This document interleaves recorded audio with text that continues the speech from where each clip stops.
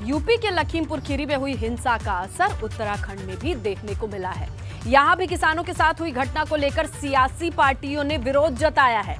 कांग्रेस की बात करें तो कांग्रेस ने पूरे प्रदेश में अलग अलग जगहों पर प्रदर्शन किया है, गिरफ्तारियां दी हैं। इस दौरान देहरादून में पूर्व सीएम हरीश रावत ने भी गिरफ्तारी दी है, तो वहीं दूसरी ओर भारतीय किसान यूनियन के नेताओं ने भी सरकारी विभागों में प्रदर्शन करके विरोध जताया है।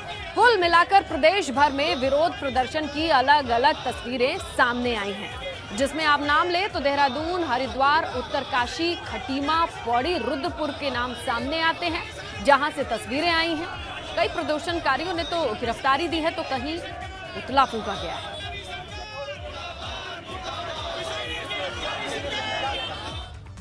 तो यूपी के लखीमपुर की घटना को लेकर उत्तराखंड में उबाल देखने को मिला। पूरे प्रदेश में कांग्रेस ने विरोध प्रदर्शन की, गिरफ्तारियां दी, तो वहीं इसी दौरान देहरादून में पूर्व मुख्यमंत्री हरीश रावत सहित तमाम कांग्रेस के नेता कार्यकर्ता एसएसपी कार्यालय पहुंच गए।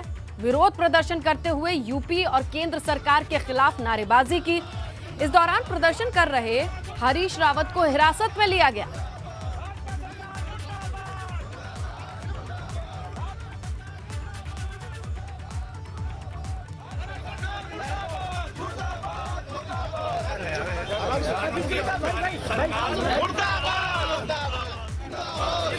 जारी रहेगा जब तक 4 मांगे, एक तो काले कानून वापस नहीं होते, दूसरा जो है जिस सरकार की देखरेख में ये सब हुआ है उसको बर्खास्त नहीं किया जाता। लखीमपुर घटना का उबाल उत्तराखंड में भी देखने को मिल रहा है। लगातार जो तमाम कांग्रेस के जो नेता हैं वो यहाँ पर पहुँचे हैं और हरीश रावत भी खुद यहाँ पर मौजूद हैं, और आप देखेंगे तो तमाम जो कांग्रेस के नेता है वो यहाँ पर पहुँचे हैं, और जो पूरी तरीके से आज प्रदेश में तमाम कार्यक्रम कांग्रेस ने तय किए हैं। जिस तरीके से कांग्रेस का कहना है कि प्रियंका गांधी को जो गिरफ्तार किया गया उनको वहां नहीं जाने दिया गया, तो इन तमाम चीज़ों को देखते हुए आज यहां पर पूरा विरोध जो प्रदर्शन है वो कांग्रेस का देखने को मिल रहा है। और हरीश रावत यहां से उन्होंने गिरफ्तारी दी है इसी मामले को लेकर, और वो यहाँ से जो है निकल गए हैं। तमाम जो कांग्रेस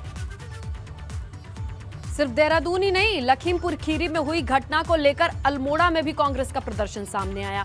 इस दौरान कांग्रेस के नेताओं ने यूपी सरकार के खिलाफ जमकर नारेबाजी की है, किसानों के विरोध में काम करने का आरोप लगाया है। विरोध प्रदर्शन के दौरान कांग्रेस नेताओं ने काली पट्टी बांधकर विरोध जताया, एसएसपी ऑफिस जाकर गिरफ्तारियां दी। गिरफ्तारी देने वालों में कांग्रेस के जागेश्वर विधायक गोविंद कुंजवाल, रानीखेत के विधायक करण मेहरा शामिल रहे।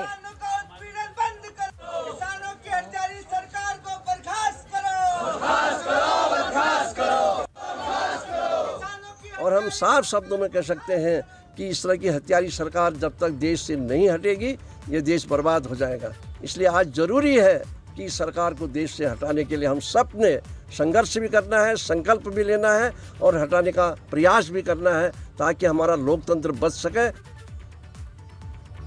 और लखीमपुर की घटना पर खटीमा में भी कांग्रेस के कार्यकारी प्रदेश अध्यक्ष भुवन कापड़ी ने तमाम नेताओं और कार्यकर्ताओं के साथ मिलकर विरोध प्रदर्शन किया है। इस दौरान कांग्रेस के नेताओं ने काली पट्टी बांधी रखी और मौन व्रत रखकर मौन प्रदर्शन किया। कांग्रेस ने आरोप लगाया है कि भाजपा की सरकार में किसानों को उत्पीड़ित किया जा रहा है, किसानों की हत्या की जा रही है। तो उधर उधम सिंह नगर में भी किसानों ने डीएम ऑफिस रुद्रपुर में जाकर धरना प्रदर्शन किया, विरोध जताया। यूपी के लखीमपुर खीरी की लपटें यहां भी दिखाई दी। किसानों के कुचलने के मामले में यहां किसान विरोध प्रदर्शन के लिए उतरे थे। किसानों के प्रदर्शन को देखते हुए भारी पुलिस बल को मौके पर तैनात किया गया था। वो झंडा भी हमारे गुमराह किया गया बीजेपी और आरएसएस के लोगों के द्वारा, और वहां पे उनको ले जाया था। क्या वो दिन इनको याद नहीं है? ऐसी घटनाएं ये देश में करते हैं जिसकी वजह से देश का नाम होता है। इसी बीच देहरादून से बड़ी खबर मिल रही है। हिंसात्मक घटनाओं को लेकर राज्य सरकार सख्त है, ये जानकारी आ रही है। सरकार ने हिंसा पर रासुका लगाए जाने की अवधि को 3 महीने बढ़ा दिया है, यानी कि प्रदेश के सभी जिलाधिकारियों को 31 दिसंबर तक के लिए ये आदेश किए जा चुके हैं कि रासुका लगाया जा सकता है अगर कहीं हिंसा की खबर मिलती है और कोई लिप्त पाया जाता है। सुरक्षा एजेंसियों ने माहौल बिगड़ने की चेतावनी जारी की थी और इसी मद्देनजर ये बड़ा फैसला हुआ है। सांप्रदायिक माहौल को लेकर ये आशंका जाहिर की थी और डेमोग्राफी के ऊपर भी कमेंट किया गया था और अब कुल मिलाकर ये बड़ा एक्शन। नेशनल सिक्योरिटी एक्ट के तहत स्टेट गवर्नमेंट को पावर है कि वो डेलीगेट कर सके, एनएसए के प्रावधान इंप्लीमेंट करने के लिए कोई भी अथॉरिटी बना सके। ये जो डेलीगेशन है ये सितंबर में हमारी समय सीमा जो है ख़त्म हो गई थी। उसके पश्चात अक्टूबर से लेकर दिसंबर तक की इस समय सीमा को बढ़ाया गया है और सभी डीएम्स को पावर दी गई है कि वो एनएसए के तहत अपने अपने जुरिसडिक्शन में आवश्यक कार्रवाई कर सकते हैं। तो चलिए इस खबर की डिटेल समझते हैं विनोद से, वो जुड़ चुके हैं फोन लाइन पे। विनोद, ये जरा समझाइए कि इंटेलिजेंस की रिपोर्ट क्या कहती है और कौन से ग्राउंड को देखते हुए ये फैसला लेना पड़ा है?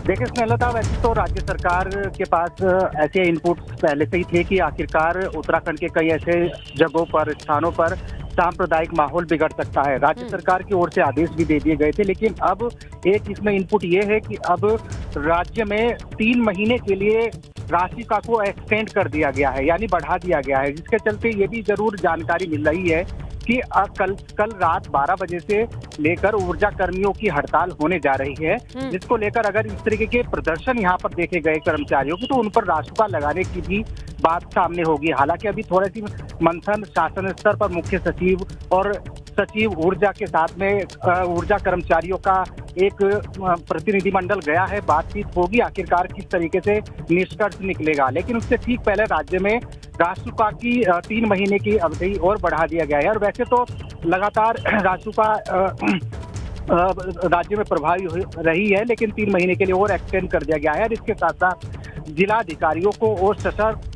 बनाने के भी यहाँ शासन स्तर से निर्देश दिए गए हैं। तो पूरी तौर पर अब राज्य सरकार के पास में ऐसे भी इनपुट हैं कि कुछ मैदानी क्षेत्रों में, पहाड़ी इलाकों में सांप्रदायिक माहौल बिगड़ सकता है, जिसके चलते ये इस तरीके का कदम प्रभावी उठाया गया है और जिसके चलते 3 महीने के लिए रासुका को एक्सटेंड कर दिया गया है और ऊर्जा कर्मियों की जो हड़ताल कल रात 12 बजे से होनी जा रही है और अगर उनके प्रदर्शन तमाम इस तरीके की दिक्कतें होंगी तो उन पर भी रासुका की कार्रवाई की जाएगी, जिसके चलते अभी एक बड़ा मंथन मुख्य सचिव की अध्यक्षता में चल रहा है। डीजीपी अशोक कुमार खुद वहां पर मौजूद है, ऊर्जा सचिव वहां पर मौजूद है और ऊर्जा कर्मियों का एक प्रतिनिधिमंडल शासन में मौजूद है। चलिए ठीक है विनोद, यानी प्रशासन की तरफ से ये पूरी कोशिश है कि अगर प्रदर्शन हो तो शांतिपूर्ण तरीके से हो, प्रदर्शन ना हो, बातें किस तरीके से समझौते के लेवल पर डील की जाए, इसकी भी कोशिश चल रही है। विनोद का शुक्रिया तमाम जानकारी के लिए। आइए बात कर ले रामनगर की, जहां प्रदेश के वन एवं पर्यावरण मंत्री हरक सिंह रावत से एबीपी गंगा ने खास बातचीत की है। इस दौरान उनके मन में कहीं ना कहीं सीएम पद ना मिलने की कसक दिखाई दी। हालांकि उन्होंने इसे किस्मत पर टालते हुए कहा कि उनके बयानों को तोड़ मरोड़ कर पेश कर दिया जाता है। कभी कभी आपका जूनियर आपसे बड़ा पद पा जाता है, लेकिन आपका फर्ज है कि आप जिस पद पर हैं उसे पूरी ईमानदारी से निभाइए। वहीं उनके भाजपा छोड़ने के सवाल पर वो कहीं नहीं जा रहे हैं, ये उन्होंने स्पष्ट किया है। कांग्रेस में जाने का तो सवाल ही नहीं उठता, ये भी उन्होंने क्लियर कर दिया है।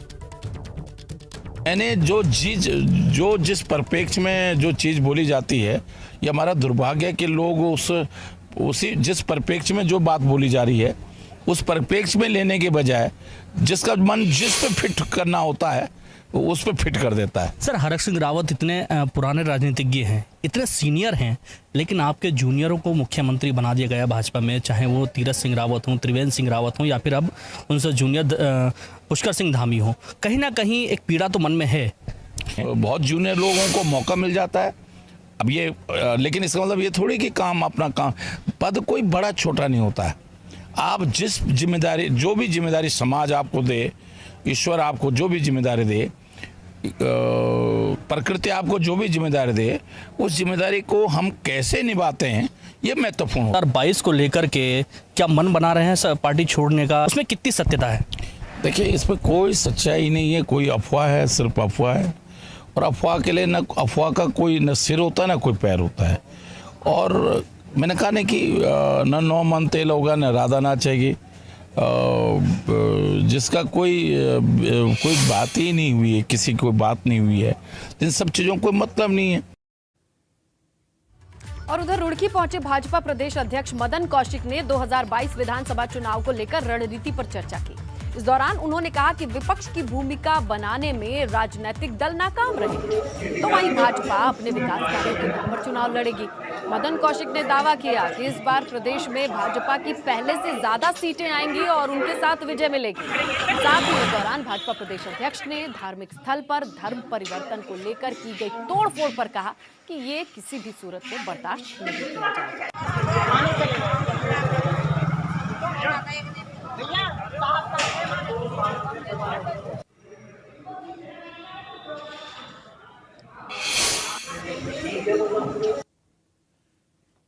राज्य में भारतीय जनता पार्टी एक मजबूत आधार और संगठन के साथ और दिसंबर तक के जो हमने रोड मैप तैयार किया है उसके आधार पर हम अपने कार्यक्रम आगे बढ़ा रहे हैं। 2022 में 2017 से बड़ी विजय प्राप्त करेंगे, इस लक्ष्य को लेकर हम आगे बढ़ रहे हैं। धर्मांतरण किसी भी रूप में स्वीकार करने योग्य नहीं है, ना धर्मांतरण किया जाना चाहिए और राज्य के अंदर कानून भी है और जहां पर देहरादून से बड़ी खबर मिल रही है। भर्ती प्रक्रिया में आवेदन शुल्क को लेकर एक बड़ा खुलासा सामने आया है। उत्तराखंड विधानसभा में निकली पदों पर जो भर्ती है उसमें शुल्क लिया जा रहा है, ये बड़ी जानकारी मिल रही है। सीएम की घोषणा और जीओ जारी होने के बावजूद भी शुल्क लिया जा रहा है, ये वसूला जा रहा है। सीएम ने 31 मार्च 2022 तक आवेदन शुल्क न लेने के निर्देश जारी किए हैं, लेकिन ऐसा होता दिखाई नहीं दे रहा है। विधानसभा में समूह ख ग के खाली पदों पर ये भर्तियां तो निकली हैं, जिसमें सामान्य अन्य पिछड़ा वर्ग आर्थिक रूप से कमजोर छात्रों को भर्ती किया जाना है, लेकिन इनसे यहां शुल्क के तौर पर 975 रुपए लिए जा रहे हैं। अनुसूचित जाति जनजाति के छात्रों से 875 रुपए शुल्क के तौर पर लिए जा रहे हैं, जबकि यही इसी भर्ती के लिए सीएम ने कहा है कि कोई शुल्क नहीं लिया जाएगा 31 मार्च तक। और अब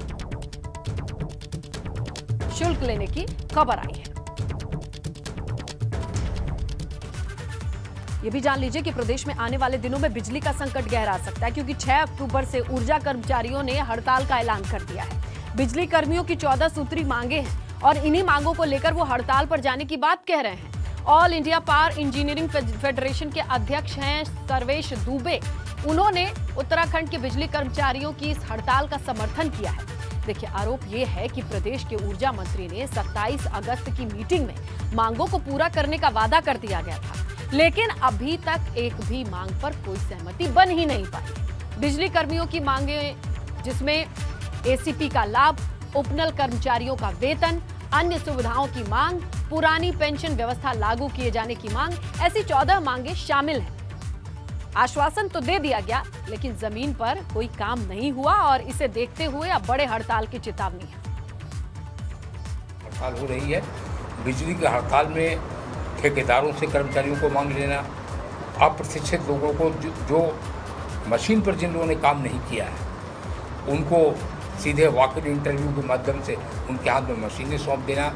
यह माननीय मुख्यमंत्री जी से मैं अपील करना चाहता हूँ कि तकनीकी दृष्टि से ये उचित नहीं होगा। अरबों खरबों रुपए की मशीनें हैं, यह राष्ट्र की संपत्ति है, इसके साथ खिलवाड़ न किया जाए। बिजली कर्मी हड़ताल पर नहीं जाना चाहते, हम बिजली घरों को चलाना चाहते हैं, लेकिन हमने 4 साल इंतजार किया है। अब जब लिखित समझौता हुआ तो उसका सम्मान होना चाहिए और आदेश जारी किया जाना चाहिए। हम अपने अधिकार के तहत काम कर रहे हैं। अगर हमारी बात नहीं सुनी जा रही है, we have right to strike. हड़ताल पर जाना हमारा अधिकार है और वो हम प्रॉपर लीगल नोटिस दे के जा रहे हैं। यह अलोकतांत्रिक कदम है और नौकरशाही को इससे बाहर जाना चाहिए और सरकार को ऐसी बातों पर नियंत्रण करना चाहिए। ग्रेड पे की मांग को लेकर प्रदर्शन कर रहे उत्तराखंड पुलिस कर्मियों के परिजनों ने रात को भी प्रदर्शन जारी रखा। रविवार की दोपहर में पुलिस कर्मियों के परिजन बड़ी संख्या में प्रदर्शन करने सीएम आवास की तरफ बढ़े, लेकिन उन्हें हाथी बड़कला में ही रोक लिया गया, जिसके बाद प्रदर्शनकारियों के जो परिजन है वहां पर सड़क पर बैठ गए। रात भर प्रदर्शन जारी रखा। यहाँ परिजनों की मांग है कि प्रदेश के पुलिस कर्मियों को 7600 रुपए ग्रेड पे दिया जाए। हम लोगों को सबसे पहले मांग के है कि ई-पास जो देवस्थान बोर्ड से किया गया वो बिल्कुल समाप्त किया जाए। जिसको कोविड का 2 इंजेक्शन लगे हुए हैं और उनके पास नेगेटिव रिपोर्ट है तो उनको वैध किया जाए 4 धाम यात्रा के लिए, और यमुनोत्री के लिए जो और गंगोत्री केदार बद्रीनाथ के लिए इक्वल यात्रा व्यवस्था की जाए। और उधर जोशीमठ में ऋषिकेश बद्रीनाथ हाईवे पर एक बार फिर मलबा आने की वजह से ये बंद हो गया है। हाईवे बंद होने से चार धाम यात्रा करने वाले श्रद्धालुओं के सामने दिक्कतें हैं। भारी भूस्खलन से आसपास के कई गांवों पर भी खतरा मंडराने लगा है।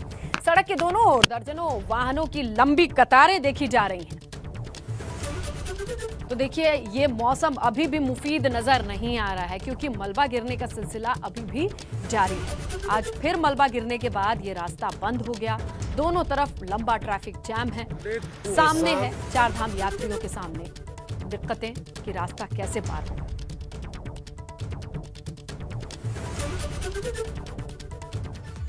चारधाम यात्रा मार्ग से जुड़े तमाम होटल्स और टैक्सी यूनियन के लोग देहरादून पहुंचे। प्रेस कॉन्फ्रेंस कर कहा कि उनके सामने कई तरीके की परेशानी है। सरकार को चाहिए कि जल्द से जल्द इसका कोई हल निकाले ताकि चारधाम यात्रा सुचारू रूप से चल पाए। खास तौर पर यात्रा के लिए कई जगहों से रजिस्ट्रेशन कराना बहुत बड़ी चुनौती बन रही है।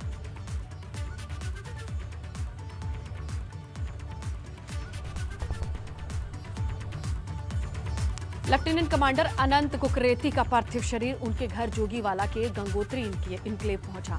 दिल्ली के नेवी मुख्यालय से एम्बुलेंस के जरिए अनंत कुकरेती का पार्थिव देह देहरादून लाया गया। आपको बताएं, लेफ्टिनेंट कमांडर अनंत कुकरेती त्रिशूल ज्योति आरोहण के दौरान हादसे का शिकार हुए।